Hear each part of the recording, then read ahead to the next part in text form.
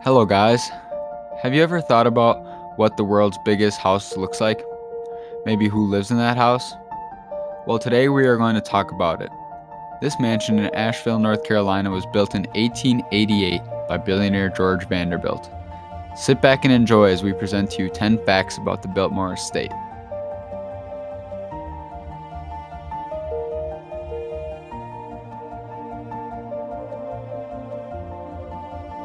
If you haven't already, subscribe to the Knowledge Insider and smash that like button. Coming in at number 10. George Vanderbilt was the second grandson of robber baron Cornelius Vanderbilt, who made his money through the railroad industry. Cornelius was estimated to be worth $215 billion in today's money. George Vanderbilt, his grandson, inherited $8 million. In today's money would be worth $210 million. He used that money to build the Biltmore Mansion. After he finished building the house, he stayed there with family and extended family.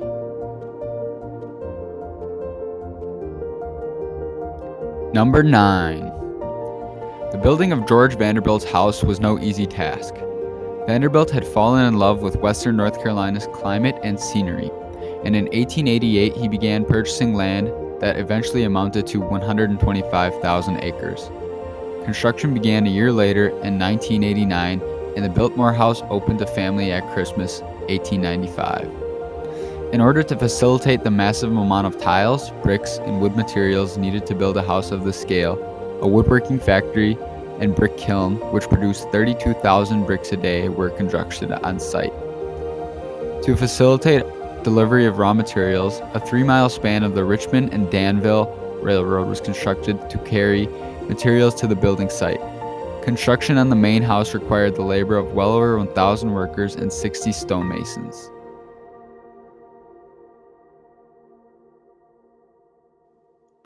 Coming in at number 8. The architect of the estate's gardens also created Central Park. When constructing his mega mansion, Vanderbilt hired one of the world's most profound architects, Frederick Olmsted. Frederick Law Olmsted had co-designed public parks throughout the country, starting with the iconic one in New York City. Now considered one of the fathers of landscape architecture, Olmsted was hired by Vanderbilt to develop the 8,000-acre gardens and grounds. Olmsted decided to have a grand garden area close to the house and the majestic views beyond it.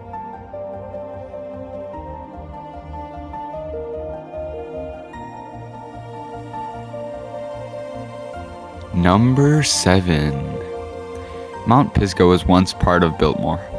After George Vanderbilt's death in 1914, his wife Edith sold 86,700 acres to the U.S. government to honor her husband's wishes. The land became part of Pisgah National Forest, the second national forest to open east of the Mississippi. The first was Ocala in Florida. Number 6. Biltmore is home to the most visited U.S. winery.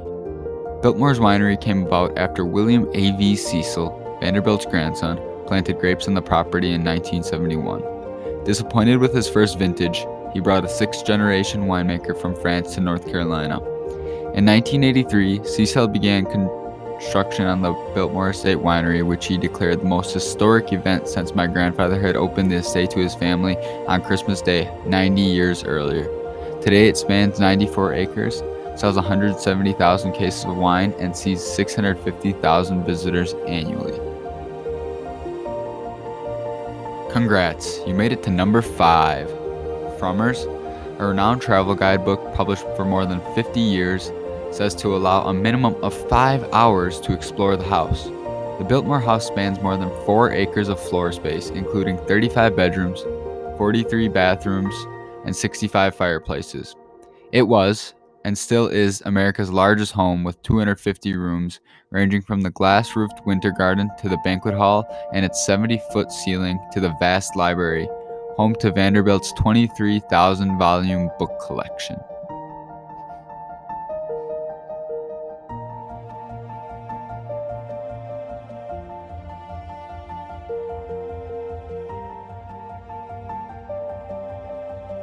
Number 4. Biltmore House had underwater lights and an indoor swimming pool at the time when many homes were still lit with candles, oil, and gas lamps. Electricity was still in its formative years during the home's construction, so Biltmore architect Richard Morris Hunt decided to wire the home with both alternating current and direct current, since at the time no one knew which would become the standard. The latest technology extended all the way to the Vanderbilt's 70,000-gallon swimming pool. Lights powered by low-voltage direct current lit the pool from under the water.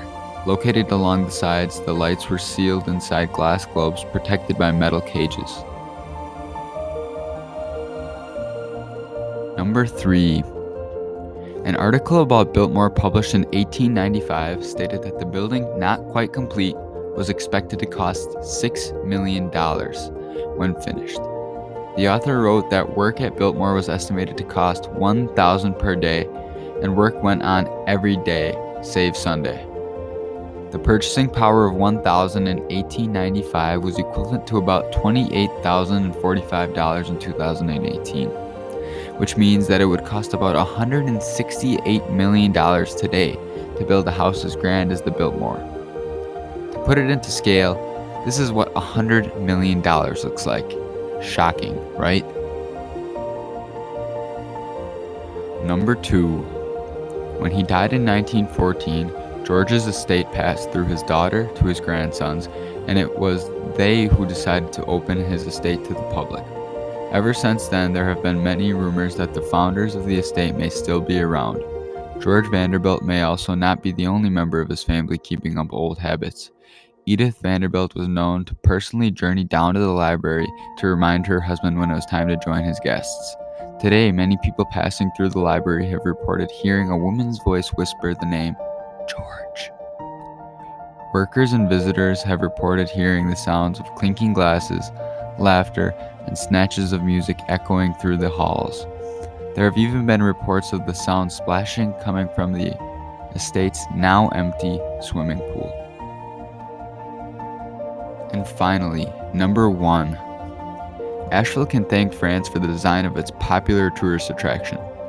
When George Vanderbilt began building his dream home in Asheville in 1889, he envisioned a French Renaissance chateau that intertwined architectural features of the 16th century castles he had seen in the Loire Valley of France.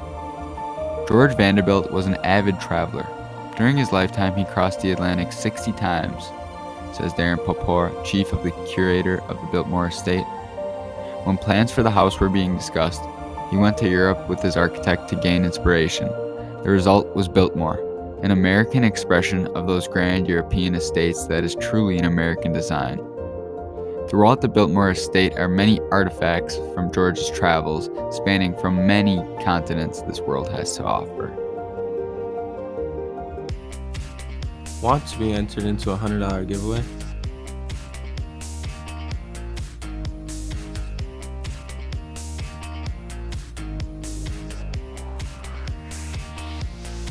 Subscribe and answer the following riddle to be entered for a chance to win our $100 giveaway.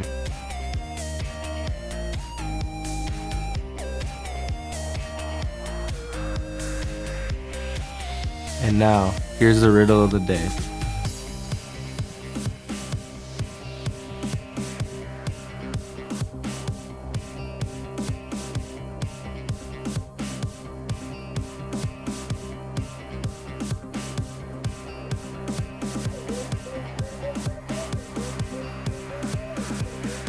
Don't forget to comment the answer to the riddle and subscribe in order to be eligible to win the $100 giveaway.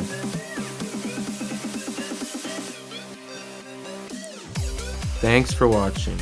Don't forget to like and subscribe so we can keep producing informative content. Comment your feedback on how we can improve down below.